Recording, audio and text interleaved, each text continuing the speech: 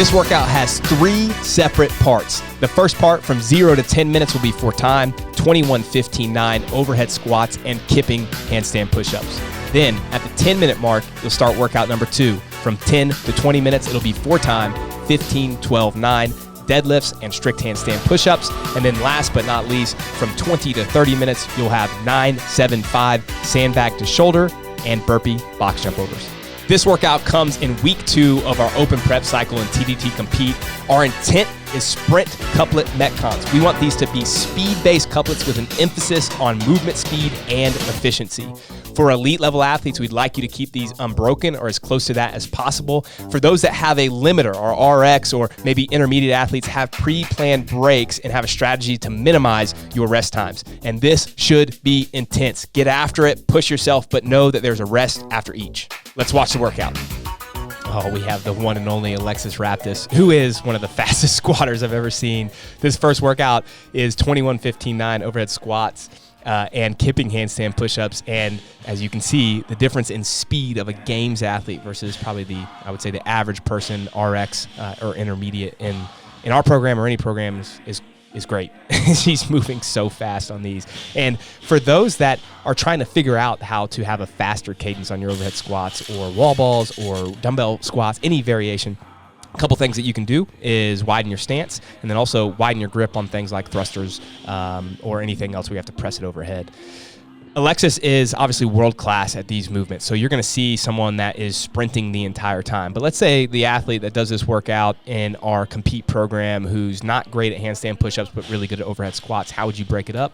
Try to keep the overhead squats fast, keep them unbroken, and then come up with a game plan on the kipping handstand push-ups. Maybe it's 11-10 on your first round or 11, 5-5, 11-6-4, whatever variation that allows you to feel comfortable and still move through the movements.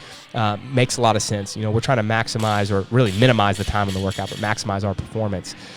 For those that are fast, who are competent in both the overhead squats and in the kipping handstand push-up like Alexis, then this is all about transitions and movement speed. If a workout like this comes out in quarterfinals of the Open, you're going to see every high-level athlete move at the speed, maybe not quite as fast because she's just so good at these movements, but move at this speed the entire time where it's just a full-on sprint. I'm trying to move as fast as I can in the squat. My transition is just a quick spin and kick up, and then she's sprinting the kipping handstand push-ups. One thing on this last set of kipping handstand push-ups that I would point out is that she's kind of keeping her kip short. Her knees aren't coming all the way down to her chest, and that's really beneficial for those that have good handstand push-ups. Don't lengthen the kip. Keep it really tight and short. It's going to allow your handstand push-ups to stay fast, and you'll still have the same amount of power. So she did that first one in 1 minute and 58 seconds. Somebody beat her. Somebody on the leaderboard.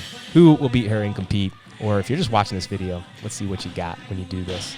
Now, there is a rest until the 10-minute mark, and now we fast-forwarded in time, and Alexis is doing 15, 12, 9 deadlifts at 205 pounds for the women, 315 for the men, and strict handstand push-ups.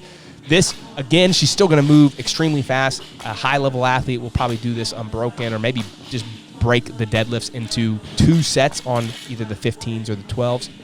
But you'll see how fast her transitions are, how fast her handstand push-ups are. Keep in mind, we still do have a standard. She doesn't have it set out here. She's still inside the box, but it's a 24 by 40-inch box with your hand in the entire width of the box, so fingers cannot touch the line. One thing you'll notice that she did really well in that first set is she had her belt tightened, and then as soon as she finished the deadlift, she just quickly released the belt to get up onto the wall. If you're someone that needs the belt for the deadlifts, then that's a really good way to do it. Just kind of quickly loosen it. You'll see it in this next set when she finishes it. And she's going to do these unbroken, which is just crazy impressive. It's a quick release, and then she's getting right up onto the wall. Now, just like we talked about in the first workout, there are going to be plenty of people that cannot do these movements unbroken. So you need to come up with a game plan before you start. How can I maximize my performance, minimize my overall time? And I think having a game plan. Now, it can change when you're in the middle of it, but on the 15s, maybe it's I'm going to do 5s on the deadlifts and 5s on the handstand push-ups and a 5-second break in between each of those for as long as possible. And then when I can't do that anymore, I'll extend my break to 7 seconds and then to 9 seconds. That allows you to keep moving and know that you're staying on a clock the entire time, as opposed to just kind of waiting on feel if you can do another set of deadlifts or another set of strict handstand push-ups. And she's going to be even faster on this one than her first, the 21-15-9. Let's see She only has a couple of reps left. 144. Again, can anybody beat that time? So there's 3 workouts here. The first 10 minutes, you already saw the overhead squats, skipping, handstand push-ups. The next 10 minutes was the 15, 12, 9 that she just did. And then on the third 10-minute clock, at 20-minute mark in your workout, you'll have 975 sandbag to shoulder at 150 pounds for the men, 100 pounds for the ladies, and burpee box jump overs. Now, in my opinion, this by far is the worst one because there is so much more power output that's going into this. But you'll see both Travis and Alexis, we have now Travis in the background, are so good at the sandbag that they're just kind of pulling it to their shoulder, and it's basically a sprint speed. It's the same speed that they would do with a power clean.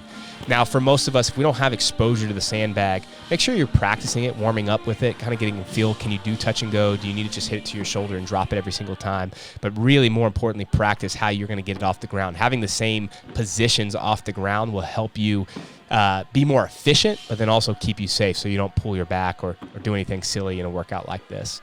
Now, they, again, are going to keep a really fast pace. Both of them are games-level athletes. But for most of us, we're going to have to come up with a game plan. Now, for me, the sandbag is I'm not near as good as Alexis or Travis on the sandbag. So the way that I'm looking at it is like I'm going to probably break those into 2 or 3 sets where maybe I'll do 3, 3, and 3 on the set of 9. But then I'm going to try to sprint the burpee box jump overs because I feel really confident there. So it's just another one of those workouts where you can kind of pick your poison. Like, what are the things that you're really good at?